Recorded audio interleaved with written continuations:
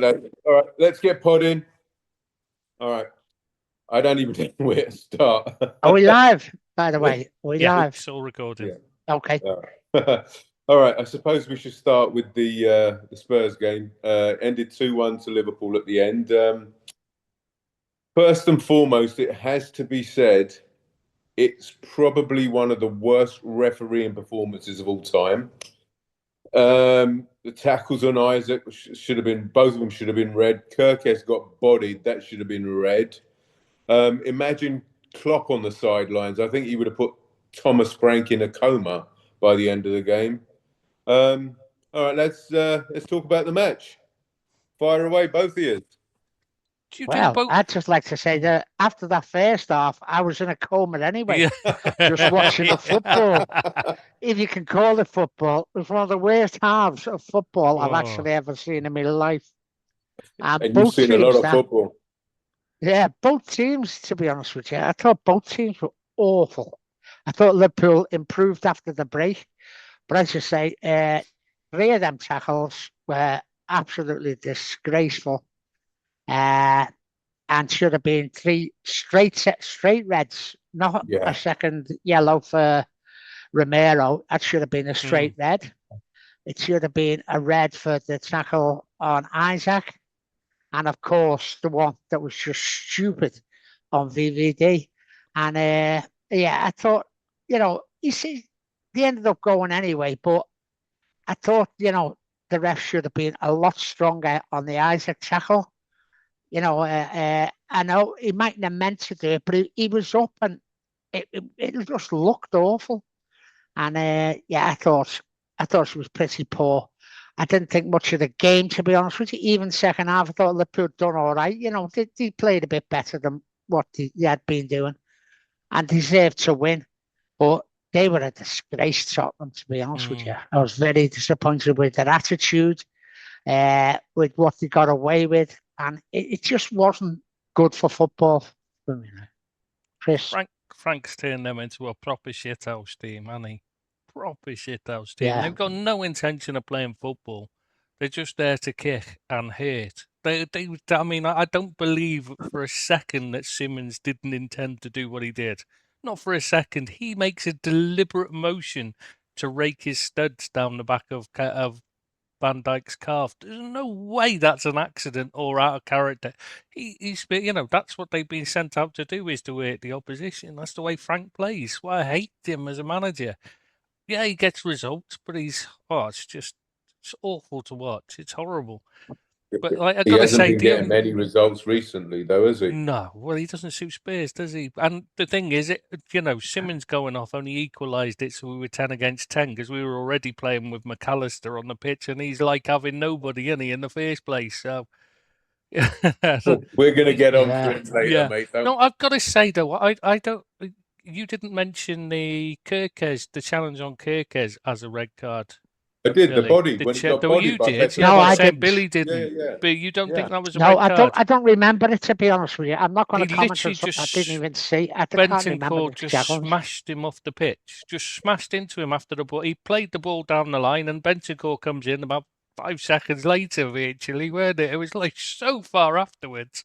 You'd forgotten he'd got it, and he's just smashed into him, and there was nothing, no need for it at all. I must have missed that. I must have had the lapse of concentration. I didn't see that one. That body check is 2 red cards in some countries. It's crazy. I mean, it was insane. There was no need for it as well. That's what but they lost this. They had no discipline whatsoever, Spears. But the referee lost the plot as well. He just couldn't keep up. I mean, he couldn't keep on sending players off because it would have been 7-8 against 11. I think he 10. bottled it. Yeah, against yeah, against 10. And the ghost of Gakpo. Yeah, but all right. Let's get on with the let's get on with the highlights of the match. 12 minutes. Right, that's good. Yeah, that was interesting. Thanks. So that what? 12 minutes. Van Dijk should have scored with a header.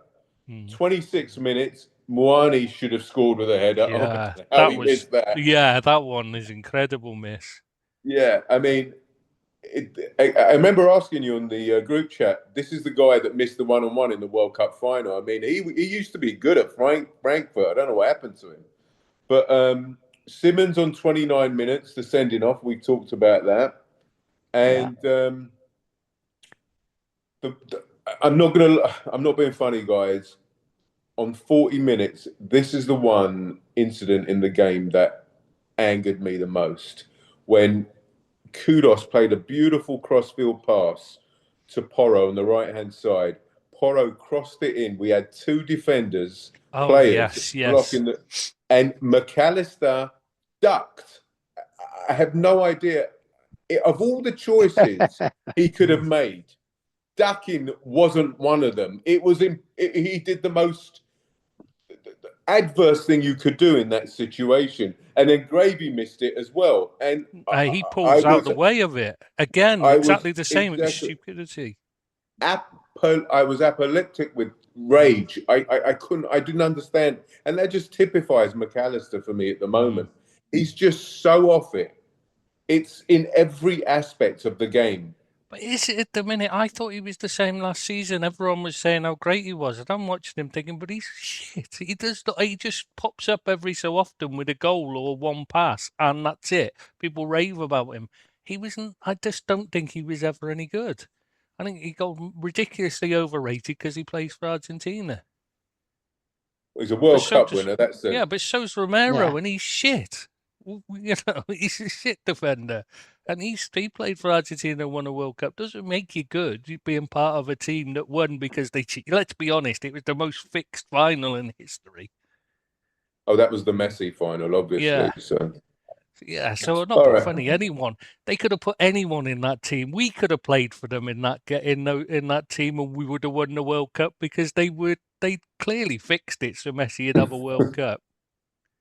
Can I just ask you why you thought it was so slow in the first half? It could have been better second half. Midfield. 3 words. It was so slow and boring and to watch. Oh, it's horrible. And Liverpool were, I suppose, the better side of two very poor sides. But the first half went so slow for me. There was no cut and thrust, like I expect a Liverpool side to go at a team. This is exactly I see nothing of that at all in the first half. This is the way Sloven's play. This is exactly it, Billy. This is exactly it. We're setting up not to lose a football match with 5-man midfield. When have you last seen Liverpool play with that type of midfield? This is traditionally we go at teams. We don't set up not to lose a game. It's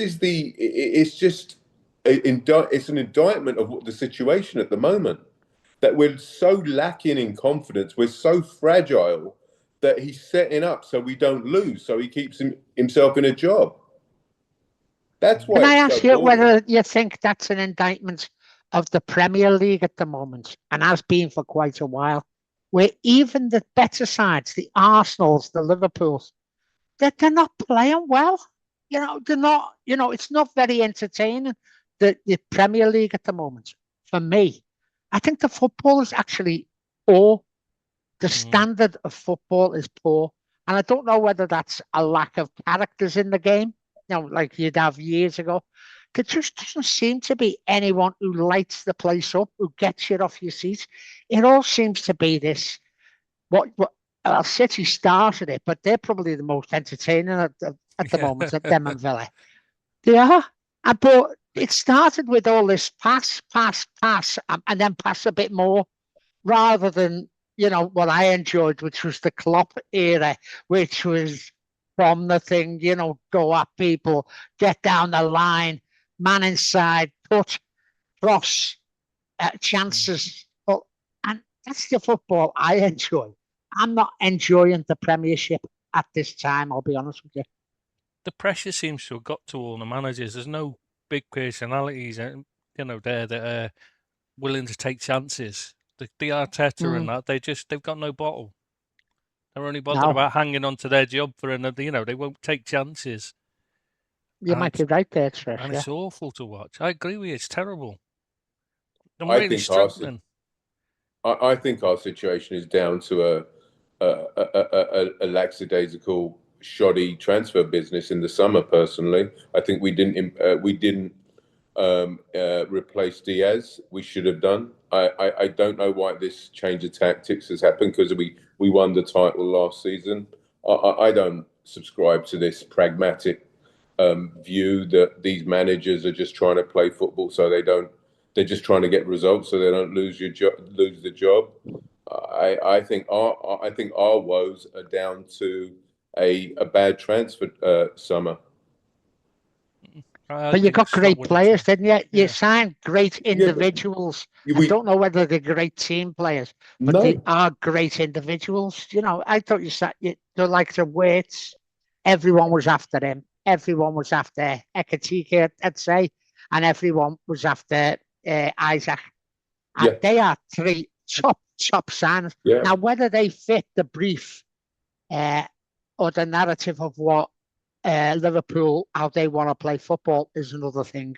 Yeah. I don't know whether he fitted the system that he wants to play, but they are three excellent players. No doubt. I'm not disputing that, Billy. No. And I thought they bought good players, but I don't know whether they fit into the system that Slot is trying to play.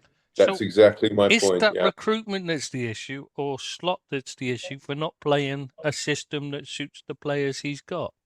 Because I think that's more about Slot getting it wrong than it is on the recruitment getting it wrong. When they brought in good players, it's not on Slot to find a system that suits them.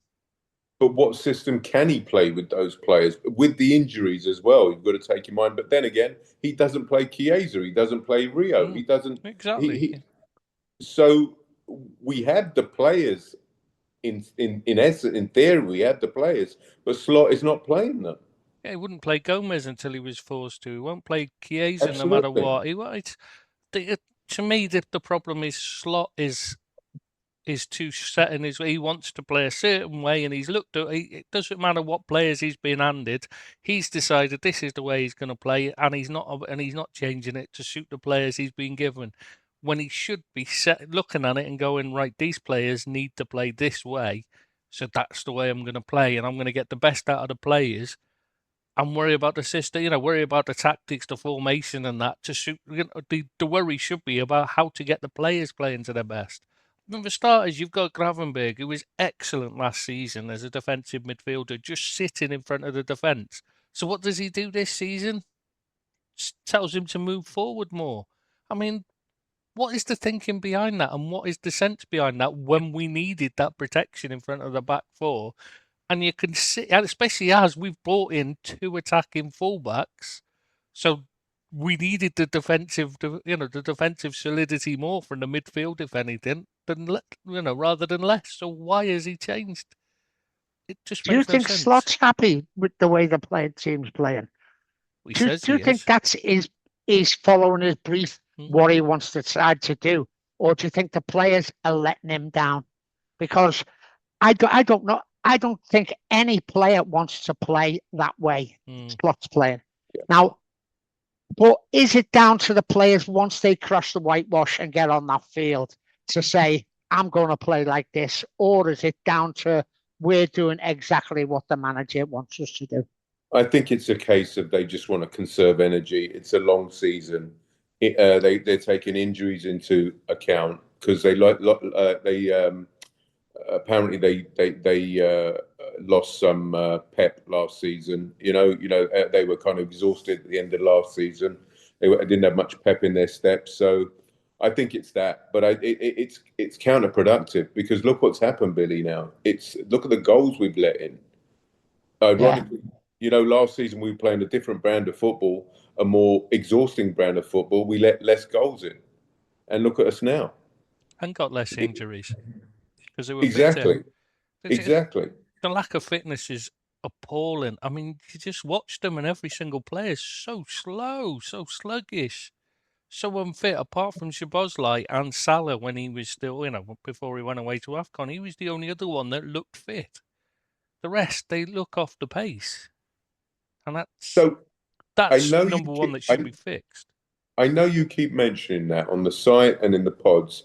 what is the reason behind not the lack of fitness? Why wouldn't they want to be finely tuned athletes going into a Premier League season? They do, but the problem is they're listening to the health and the fitness and conditioning coaches who tell them that they're training too hard under Klopp. He was having he just had a constant battle with them, and they'd tell him he wanted to train harder to make the games easier, which to me is the right way, and it was proven to Yeah. be the right way, and it's been proven over the Yeah. entirety of history that if you make training harder, the actual game itself of any sport becomes easier. You become better at it because it's easier for you. You're not so tired, mentally fatigued as well at the end of matches like we're seeing now. I mean, some of the errors leading to the Spurs goal, that was just tired players making stupid mistakes because they were mentally fatigued. But yeah, And the main, Canate. yeah, well, yeah, goes without saying, really. But the fitness and conditioning coaches used to have this argument with Klopp that he was training them too hard and he was tiring them out, and that was leading to, he was causing them to burn out too soon, and it was going to end their career sooner. You know what I mean? So they'd only get 4 or 5 years at Liverpool before they had to be moved on, and that was the issue they were saying by training them less hard, they'll have a longer career at Liverpool. But I look at it, I don't care if they don't have a long career. I'd rather have 4 or 5 years of a player that wins everything, and then we replace them in 4 or 5 years with another player who then can come in and, if they get burned out, they can go, they can go to semi-retirement in Saudi Arabia or whatever. But they've won everything. Well, and if you ask the players, I'm sure they'd tell you they'd rather have 4 or 5 years of winning everything than 10 years of winning bugger all. Yeah. That's the thing. Yeah, agreed. Okay, so 66 minutes, Ekitike scored. Frimpong came on, made a bit of a difference. Personally, I don't know about you guys. I thought it was a shove in the back, and I felt it shouldn't have been allowed the goal. But listen, you get the 50-50 for me. I must admit, Yeah. 50-50 for me. I thought he got up higher. He got up first, which was a big thing. He leapt well, but he did put his hands on him. If it had been against Everton, I wouldn't have been happy if it was given. I'll be honest with you. Yeah. But I've seen him given, I've seen him not given. It's 50-50 for me. But Ekiteke did get up there first. He hung in the air, and Romero was coming up to him. I'm making a back for him if you want. But yeah, I thought it was a 50-50 decision for me. The kid's on fire though, Ekiteke. Romero dived for me.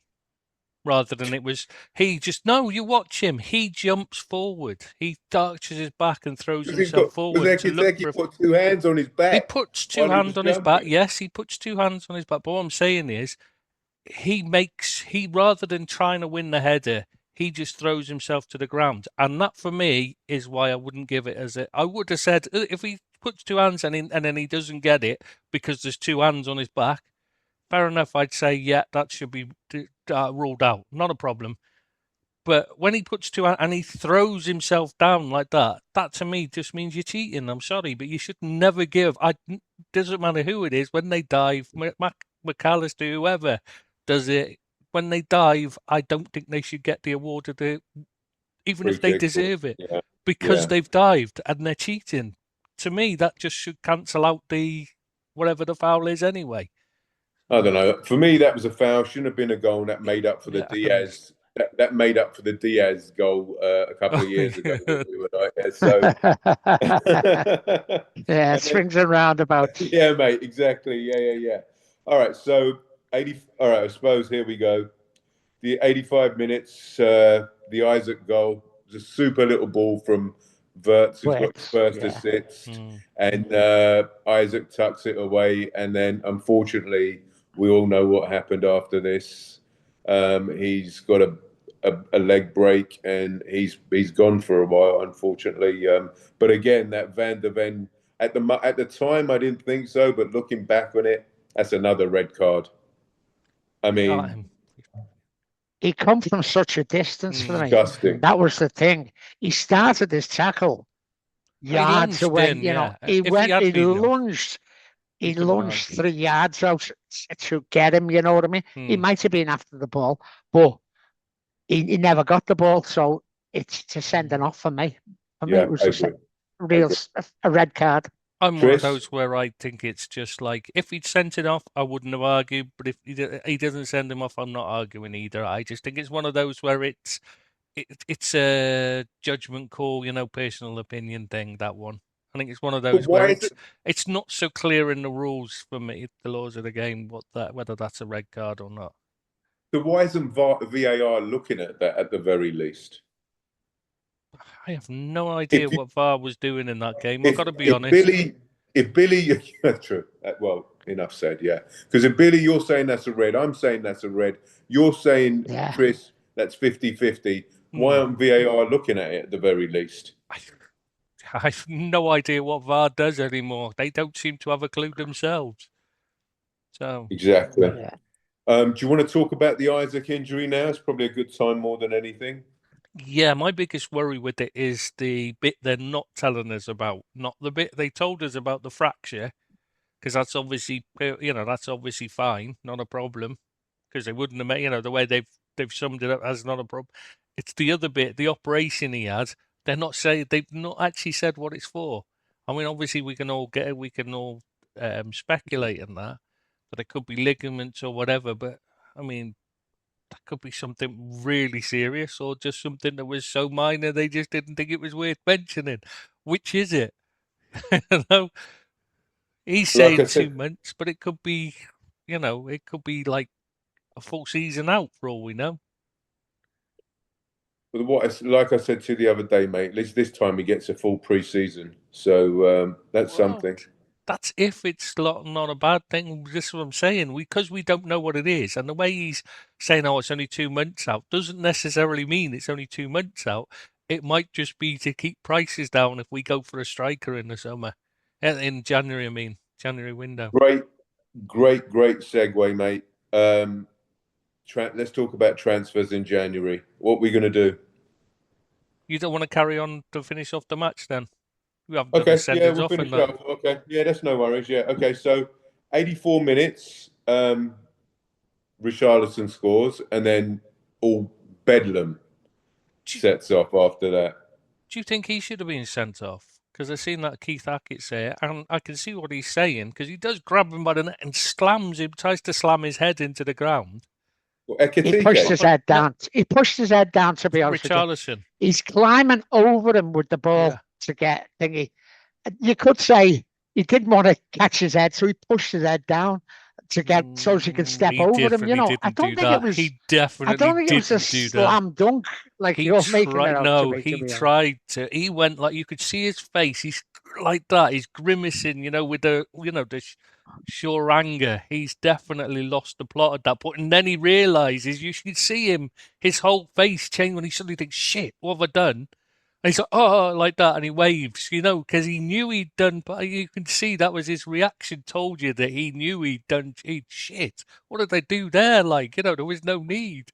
I think it was a bit something and nothing for me. I'll be honest with you. I think it was something. Yeah, I agree. I agree, but I was just saying Keith Hackett pulled it up as saying it should have been a red card. I wasn't so sure it was personally when I watched it. He does definitely go like that, and he does definitely lose. But I think it's one of those where I wouldn't have said it was that. If he'd had him by the throat like that, around his actual hands, but he's got him on the back of the neck, right on the back of the neck, and he's just slammed him down. Before he suddenly thought, oh shit, what have I done? Like as he's getting up, he suddenly, you can see he's just, oh shit. Has he got previous with Slob? With everyone. He's hated by just about everyone, mate. He's hated, he on the pitch. I'm talking about, not off the pitch. On the pitch, yeah. He's just a complete knob. Off the pitch, he's not a problem. He's a nice lad, apparently. But on the pitch, everyone hates him.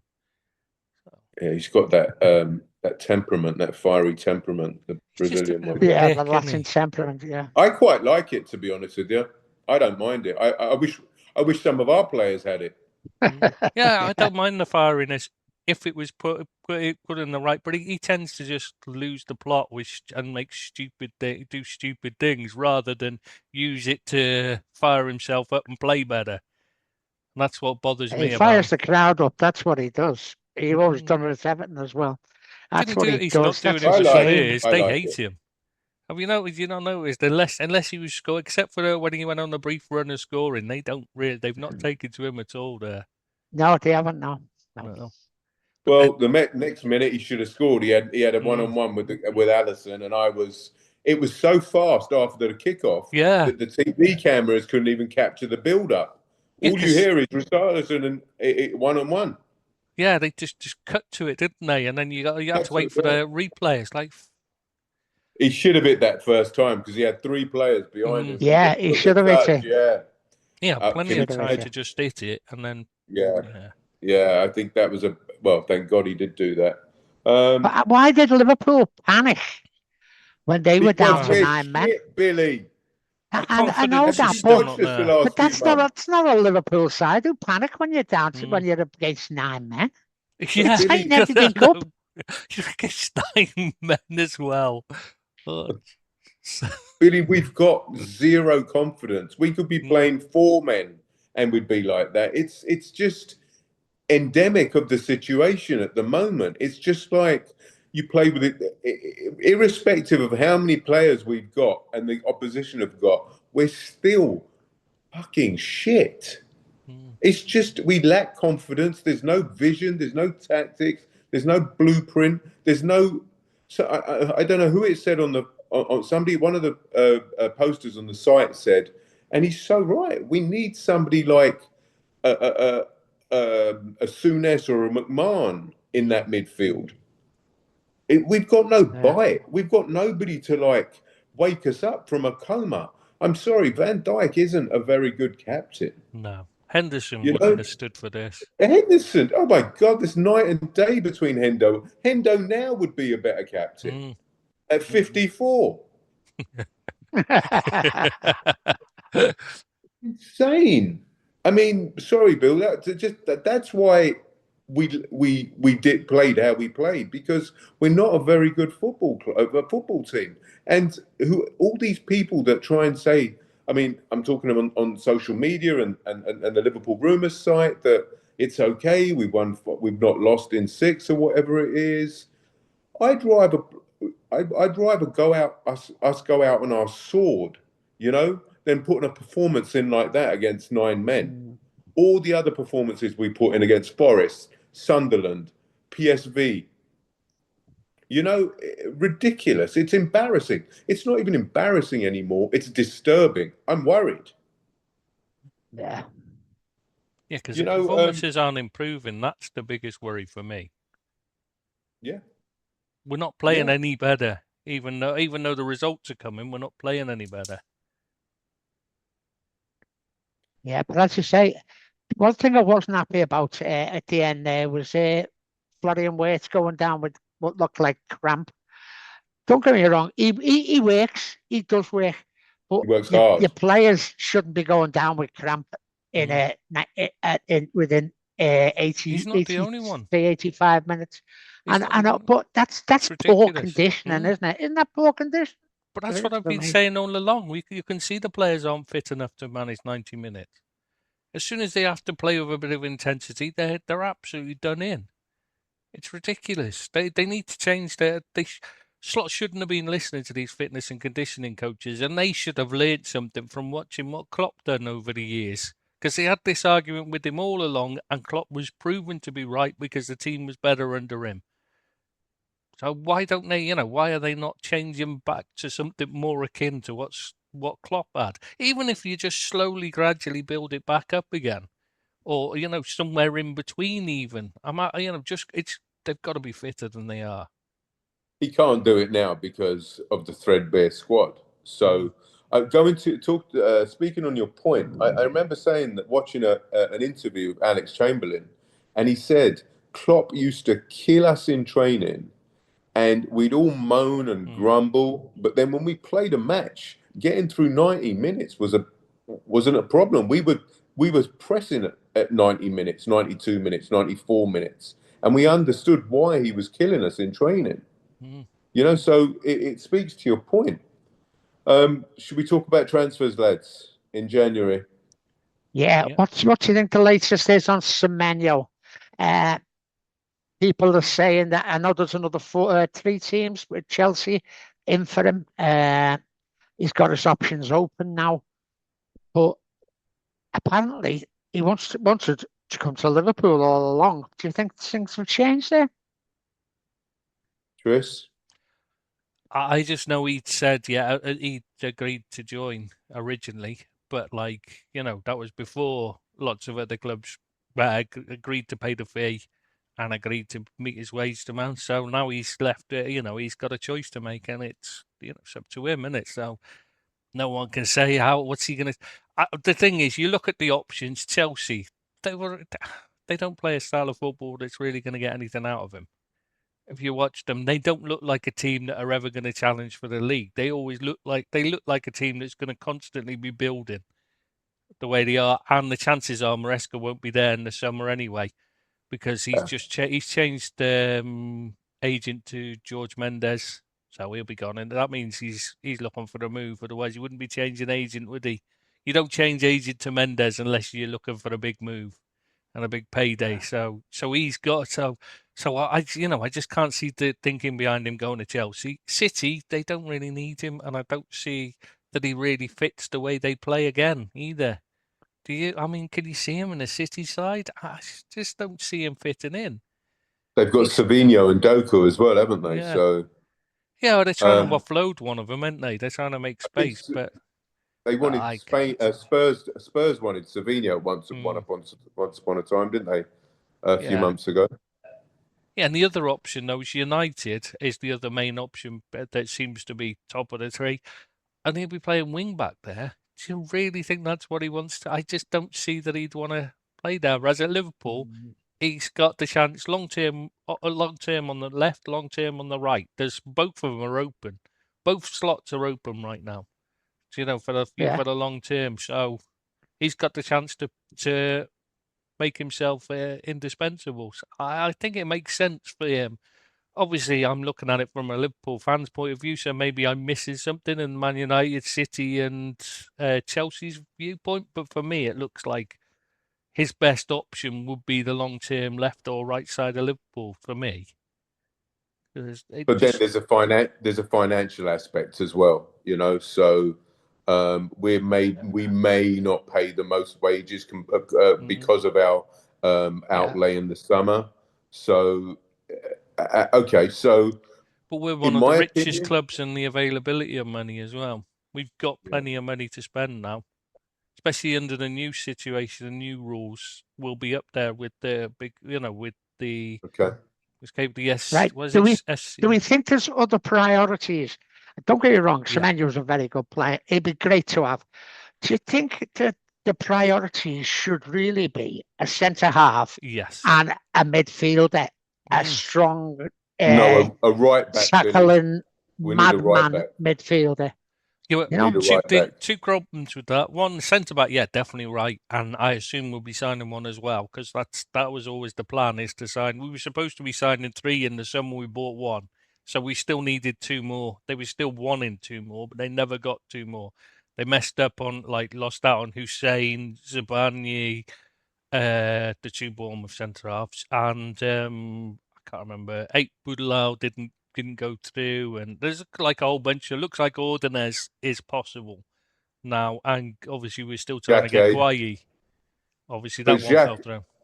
Xhaka won't come, I don't think. He can only, if my memory serves me correctly, Xhaka can, because he'll take a homegrown position unless he comes in January.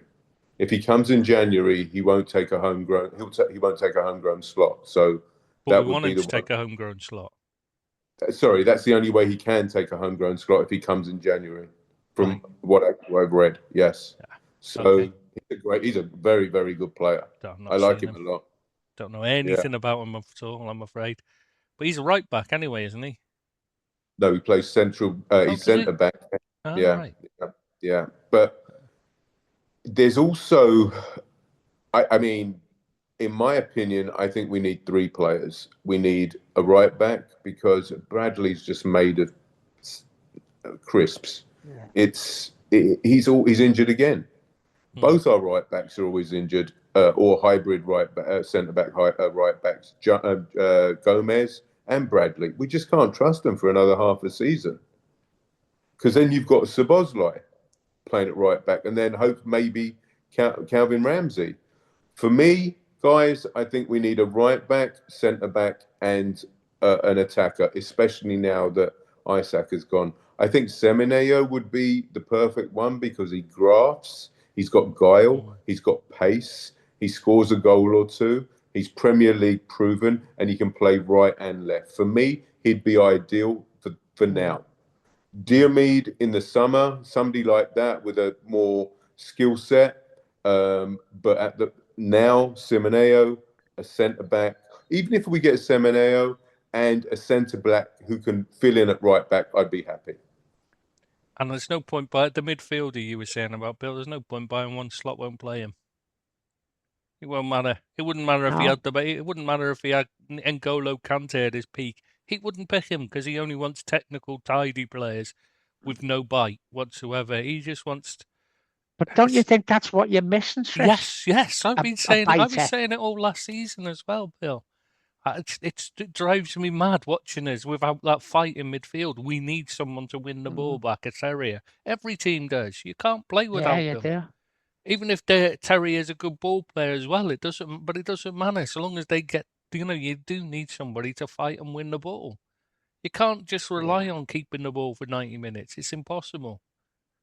So desperately need one.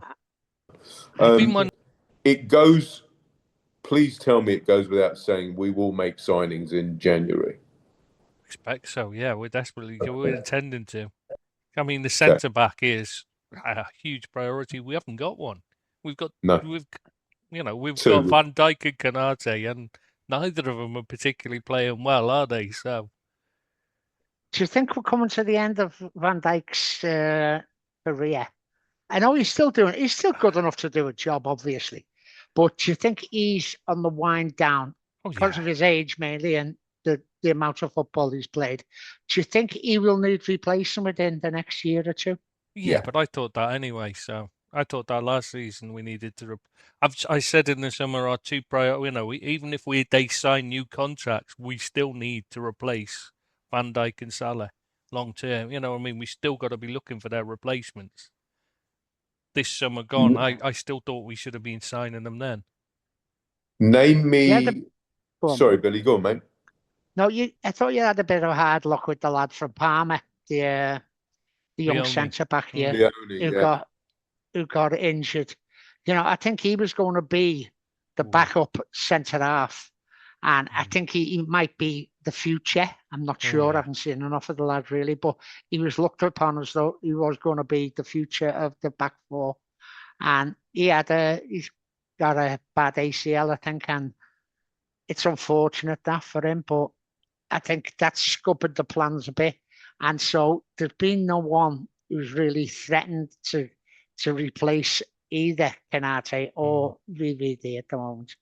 So they're in a bit of having an easy ride at the moment because there's no one threatening their place whatsoever. Yeah, but to be honest, it shouldn't have mattered that if no one was threatening their place. The way they're playing, if this was Klopp still in charge, the way Konate is playing, there is no way he would not have brought up a kid from the youth team and just said, "Well, you couldn't be any fucking worse." You know what I mean?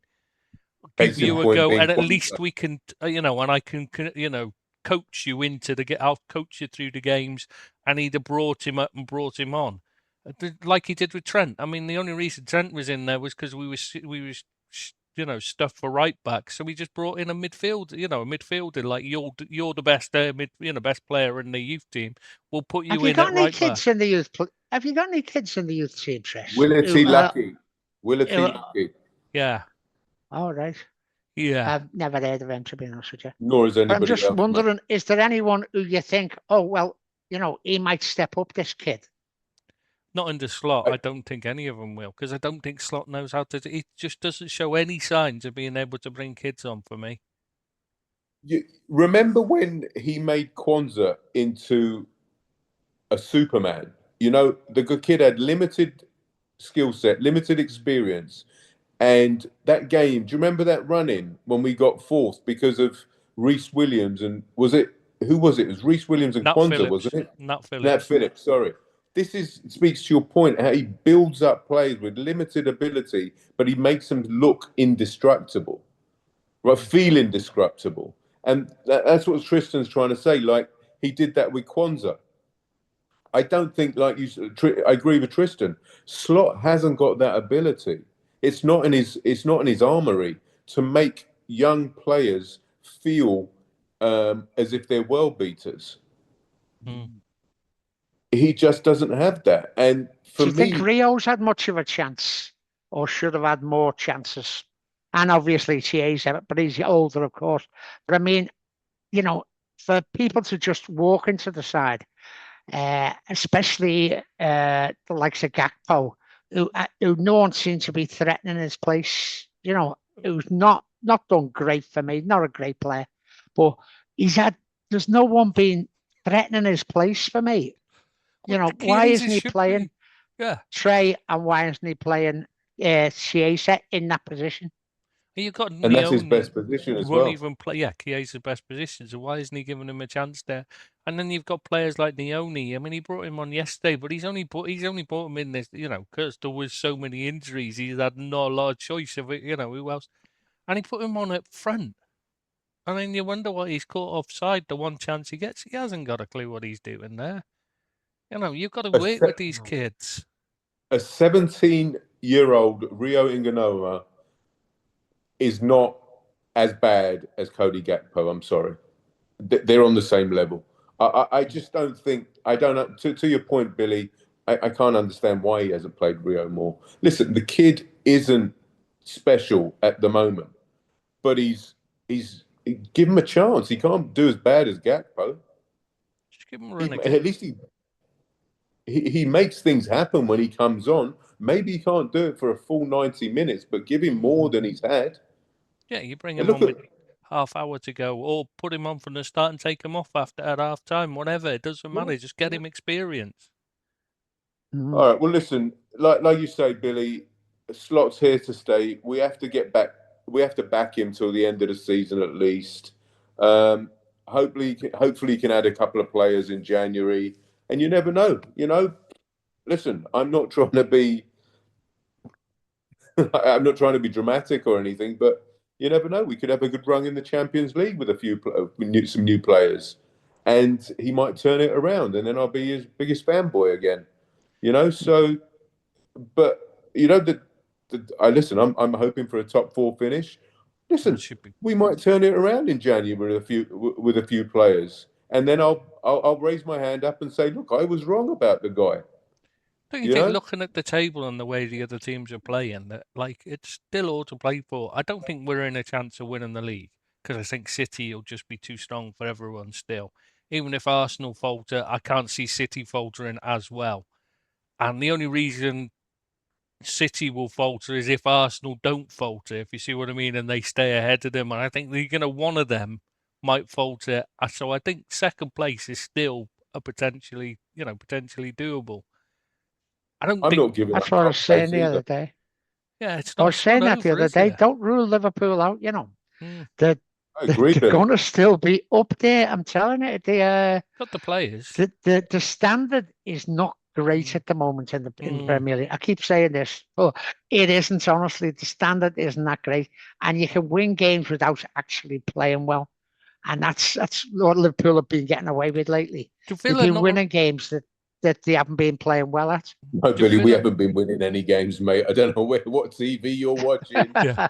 Do you not watch Villa and think it reminds you of Liverpool in the days of Gerrard, with Rodgers pulling them out of the fire, where they're not quite, a title challenger in terms of the quality of the overall team, but they've just got a couple of, they've just got Morgan Rodgers in their case, to just pull them out the fire, and you just want, is this the time when, if we'd had a Gerrard, would we be in a similar position to that? You know what I mean? If it was this year, the Gerrard era now, he'd actually stand a chance of winning the title, because I think that the standard has dropped. And I think Rodgers is showing that the standard has dropped because he's keeping them in title contention pretty much single-handedly. We need a Yeah. Suarez. And we need a Suarez who's just an absolute shithouse, a lion, and McMahon, Souness, I think you were right with that. That they're what's missing in this team, a I- fighter. Suarez wasn't a fighter. Yeah, but He's he's up probably front, the and you've got to get him archetype He the of was a ball. biter, not a Yeah, but you've got to fighter. get the ball to him, and a that's the fighter, not a difference. fighter. In the midfield, he's winning. They're winning the ball back. Yeah. And I think that's what we're really lacking for me. I think Billy's right. You know, and I said it last season. We got bullied in midfield all season. It used to drive me mad. We'd pick up results, but we're getting bullied in midfield every time, and I don't understand how Richard Hughes, Michael Edwards, and Arne Slot could not see that we needed more bite in midfield. And But Slot likes those technical midfielders that can move the ball. That's his philosophy. He doesn't like a number 6, and that's what we're crying out for. So I think that he's got to just think to himself, well, listen, I was wrong. I need a different profile in midfield. But will he do it? I don't think so. I thought he would. We have but got he that hasn't. profile. We've got Endo. Yeah. He doesn't play him. Yeah, I mean, even if it's just in some games, you know, and I could understand why you say, you know, but we needed to replace him if we're not going to play him. If we've decided he's not good enough, and that's it, and that's the reason why you're not playing him, then you replace him with someone who is. But you don't just not bother with one. That's where we've gone wrong, for me. It doesn't matter who it is. It's just got to be someone in there winning the ball back. End of the day, 2 players that you want to bring in January. I'll go with you first, Trish. 2 players that you want to sign in January. If you can only sign two players. See, is this for the way I'd want to play or the way Slot plays? That's the first question. Well, let's go. Well, there's 2 questions there. So 2 you'd like to come in and 2 who you think might come in. Okay. 2, if it was just me, I'd want a centre back. Guay would do fine, or someone else similar. I'd be happy with Guay. And central midfielder, I can't think who to get. Maybe Edison from Atalanta or Kamina would be Lamana Kamina would be an excellent player to bring in. Oh yeah, I know what you mean. I tell you who I would like is that Kamara from Villa. I like him a lot. That'll be who I'd really like. I meant Kamara from the other guy. Yeah, I know you mean Lamine Kamara, but I was thinking of Kamara from Villa. I like him as well. Yeah, he's really no chance. I know it's not coming. You've got no chance. Yeah. It's the same as like Bruno Guimaraes. Love him, but not a chance he's leaving Newcastle. Not a chance. Otherwise, love him. Elliot Anderson, another one. I don't think he'll move in January. He's a summer maybe, yeah, but not in January. So those 2 anyway. Yeah, Guay and. How about you, Billy? Sorry, cut you off there, mate. I think you'll go for Semenyo. I think he'll come to Liverpool. To be honest with you, I think you're going to get him as your forward replacement. And as you say, long term for Salah or Gakpo, you can play on right or left. I think he's the nominal buy that you should go for. You need a centre half. I'm not sure who's going to come. I'm not sure on Gahey now, to be honest with you. I think he's a good player. I think he'd do well for Liverpool. I just think his contract situation is a bit awkward. I think they're going to want 35 million for him. Some are saying in the January window for him to go because he's contracted till the summer. And they were asking 35 million in summer, mate. I think people are getting mixed up. That was the price. They want 35 in January. They asked for. He runs out in summer, doesn't he? Yeah, they agreed 35 in the summer window. That was how much we were paying for him in the summer. There's no way they're asking for the same amount in the January window. I don't care what people said. There's no way. Okay. Well, what if someone comes in and offers more? offers 35 for him in the January window. I don't think he'll go to someone else. I think he's given his word and he's going Oh, to right, stand by it. okay. He seems like the kind of lad that just that's it. I've given my word. I'm not going to go back on it. One of them. So Okay. I think he'll definitely join Liverpool in the summer, if not January. Yeah, so they're my two, Gay and Semenyo, Hmm. who I think Liverpool will probably sign in the winter window. How about you, Abid? Mate, with Liverpool, you never know what's going to happen next. To answer your question, pal, who I would like would be Xhaka and Semenyo. I hope we get those two over the line, but it's anybody's business. Anybody's, who guess who we get. We need players. We just need padding. That substitute bench against Spurs was so threadbare. It's embarrassing after a 450 million pound outlay in the summer. We just And need Chiesa players. still couldn't get on till the last And second. Chiesa still couldn't get on right. I know, it's ridiculous. Insanity. I mean, it's just, I think it was, I can't remember what the name of hang on, I've got it written down somewhere because I thought it was quite funny. I think there's a poster on the Liverpool Rumour site called Downey. And he made me laugh so hard because I was nodding in agreement when I was reading his post. He was saying that he looks at the Real Madrid score every week to see if, hoping that they've lost. So that means Alonso loses his job. So that made me laugh so hard. The other thing I have to say, guys, is I think it's a pertinent point. Is that set piece coach of ours? I think so, absolutely stealing a living. I mean, the way we're setting up at defending corners and free kicks is just, I really don't know. I really don't know. To be fair on that point, he's not a set piece coach. He's filling in as well as his other responsibilities, and that really shouldn't be happening at a club the size of Liverpool. We shouldn't be having someone just say, "Well, you do that on as well. You're already doing, you're already a coach doing this.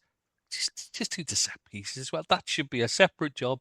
It should be someone who's spending their time, their spare time, planning how to, new routine, coming up with new routines, and then working on them with the players and that. It shouldn't be. It should be a specialised position like most other clubs have got. And I can't believe a club the size of Liverpool hasn't got one. It's embarrassing.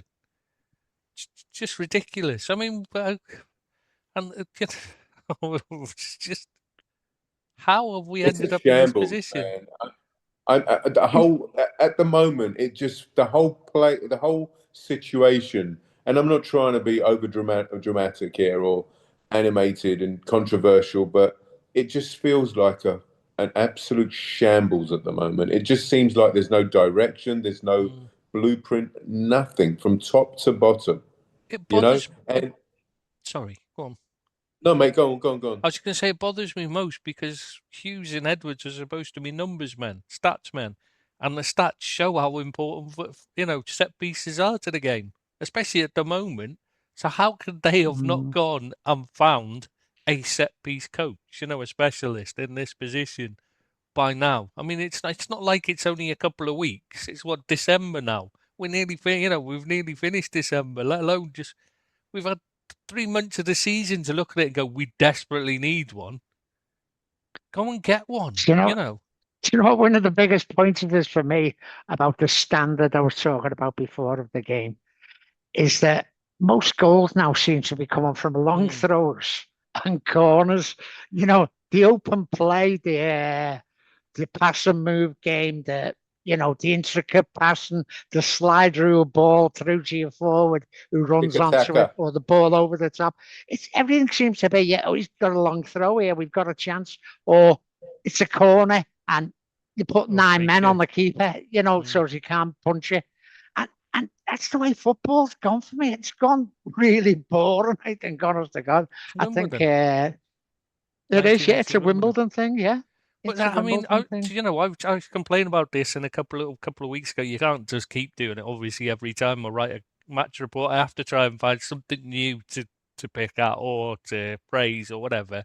So I can't just keep saying, but the thing that gets me watching Liverpool is the lack of movement off the ball. They pass the ball and then they stand and watch. They That's stand it. and watch what they do. And I'm thinking, there's only Virts who seems to pass and then move, and occasionally Szoboszlai. But the rest of them far too often. Jones does it in bursts. He might, he'll suddenly think, oh shit, and then he'll start passing and moving. Like he'll suddenly realise what he's doing. But there's no. But the rest of McAllister's the worst for it. But then he'll make some great movement off the ball. But what I'm talking about is when they actually pass the ball. The minute they pass it, a lot of them, they stand. I mean, in Gravenberg's case, I can understand it because most of the time he's probably having to look to see has it gone anywhere near where I aimed it because his passing's so bad a lot of the time. So he probably has to wait and see before he can make the run because he doesn't know if it's going anywhere to anyone that's going to, that can run to for.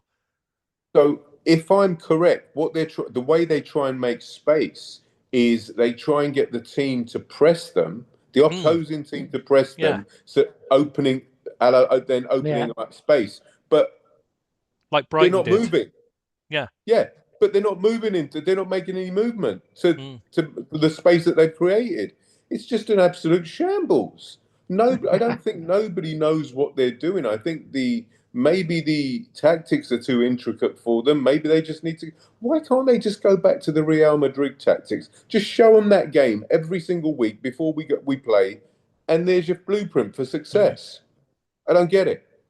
Yeah, it's not difficult. They're saying there's too much effort on the players, though, too much wear and tear on the bodies.